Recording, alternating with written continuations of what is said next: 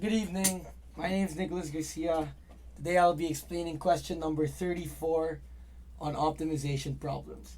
Question number 34 goes like this. An industrial tank of the shape described in exercise 33. So the shape described in exercise 33 is a cylindrical tank. So cylindrical tank. So imagine this is a cylinder from the side with two hemispheres attached on the end of it. So imagine your Manila water kind of tank. That's how it'll look like. If it looks like in 3D, it might look something like this.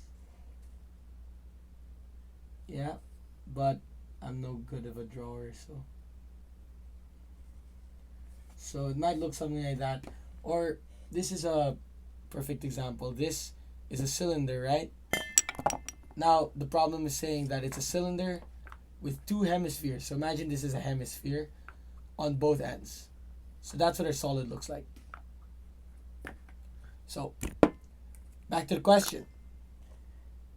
This solid must have a volume of 4,000 cubic feet. And the hemispherical ends cost twice as much per square foot of surface area as the sides. Find the dimensions that will minimize cost. Now, the overarching question of this whole thing is dimensions. What are the dimensions of this shape that will minimize the cost? And the cost is dependent on the surface area, total surface area. But the surface area must be big enough to hold 4,000 cubic feet. So there must be enough surface area that still has 4,000 cubic feet, but minimizes the entire cost. Because remember that the hemispherical ends cost twice as much as the cylindrical end of the surface area, the sides. So the hemispherical ends cost twice as much. So we're trying to find the balance between this and this in terms of surface area to minimize the cost. Because if we just put too much on one side, then our cost would be too much, and we'd fit 4,000 cubic feet, but it could still be minimized. The cost can still be minimized. So to make this clear again, cost of hemisphere equals 2 times the cost of cylinder. So let's let C equal cost cylinder, and let's let 2C equal cost hemisphere.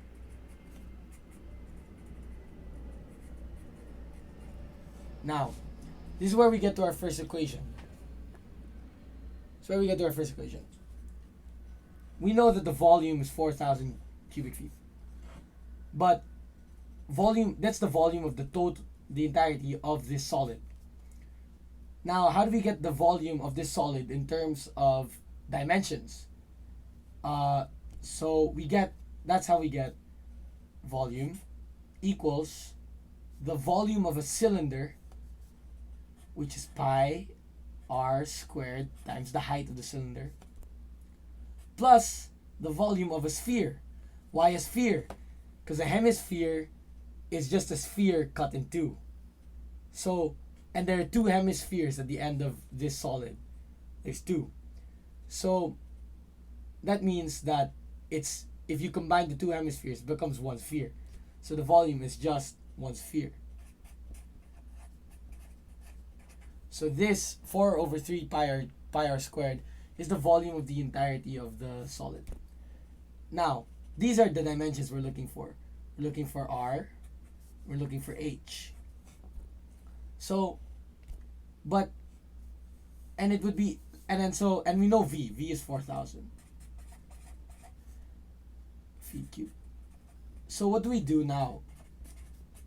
Do we isolate R or do we isolate H?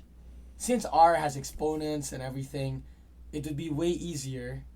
Sorry, this is cube. This is cube. It would be way easier to isolate h. If we isolate h, we will get 4,000 over pi r squared minus 4 over 3r. This will come in handy for the rest of our problem. So let's set this paper aside first. Now, the second equation that we need is total cost. The total cost of our cylinder is the cost of the surface areas, right? Surface area of the cylinder and the surface area of the hemisphere. But remember that the surface area of the hemisphere is twice the surface area of the cylinder. So, what surface area of a cylinder, obviously, is 2 pi RH plus the surface area of a sphere, which is 4 pi r squared. What are we missing? We're missing the cost. Now remember, the cylinder, which is C, that's C. The cylinder is C, but the hemisphere or the sphere is 2C, twice the cost of the cylinder. So this is our equation for total cost. Cost of cylinder times the surface area of the cylinder plus twice the cost of the cylinder times surface area of the two hemispheres. So if we can rewrite this, this will become T equals 2 pi r 2 pi C RH plus 8C pi r squared. 8 because the 4 and the 2 combined, C pi r squared. 2 pi r CH. You just put the C inside. Now, what do we do now? We still have two variables. We still have R and we have H. You may be asking, C is also a variable. No, C is a constant. C is cost. It does not count as a variable in the situation. We're not looking for C. If we bring back our old equation, H equals, we get H in terms of R. So we can substitute this into H over here. So this will become T equals 2 pi CR times 4,000 over pi r cubed, pi r squared, minus 4 over 3r plus 8C pi r squared. Now, what we can do here is we can distribute r inside 1 and 2. So T will then equal 2 pi C times 4,000 over pi r minus 4 over 3. Because you removed an r here and you move this r by multiplying the r here. Plus 8C pi r squared. Now what do we do? This is where the differentiation comes in. We'll differentiate total cost in terms of r. So d over t, dt over dr equals 2 pi c times negative 4,000 over pi times r raised to negative 2. That's the differentiation of this part of the equation, plus 16 c pi r. So this is our equation differentiated. Let's keep this up here. Yeah. So what happens now? Let me rewrite that. dt over dr equals 2 pi c times negative 4,000 over pi r raised to negative 2 plus 16 c pi r. What do we do now? Let's set dt over dr equal to 0.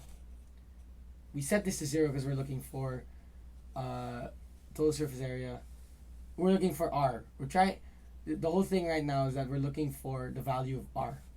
So if we set this to 0, we'll rewrite 0 equals negative 2 pi c,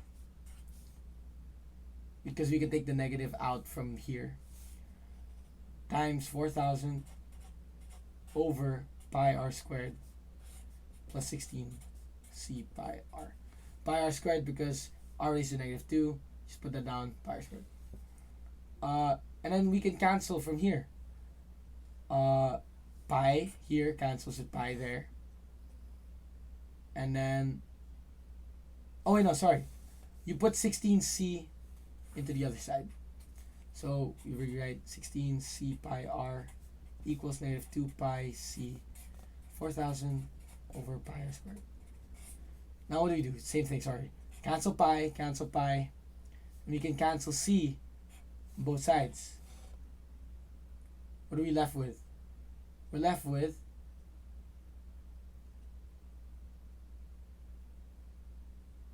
We're left with 8,000,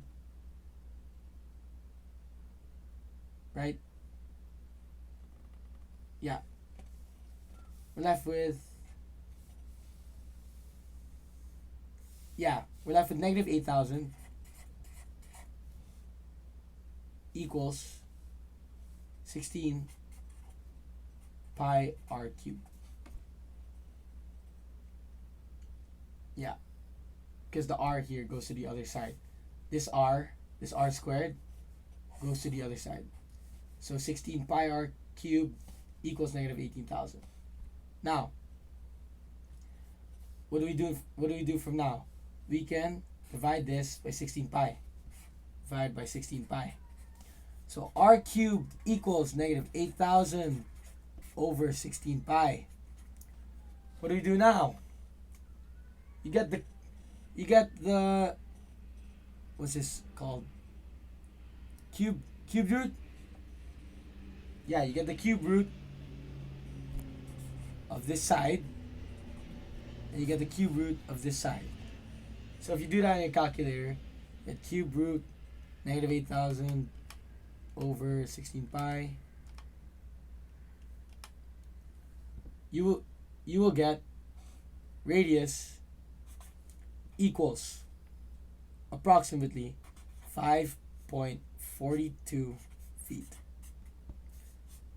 So that's your value for r.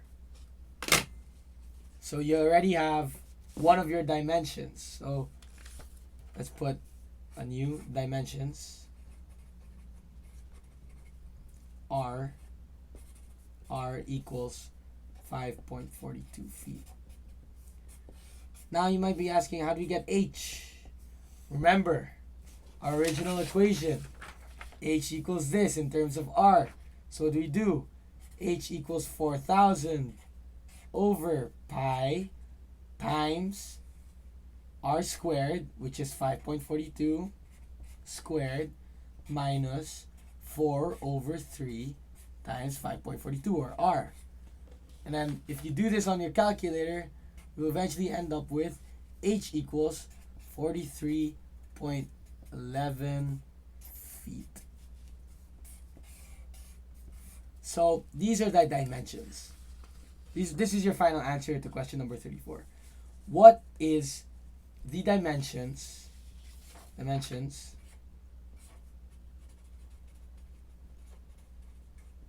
make sure that this solid, so imagine these are hemispheres, has the minimum cost, but still has the volume 4,000 cubic feet?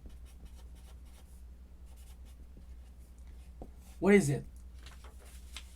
Through differentiation and optimization, we conclude that r equals 5.42 feet and h equals 43.11 feet. And there you go. Thank you very much. That's how you answer optimization question number 34. Thank you.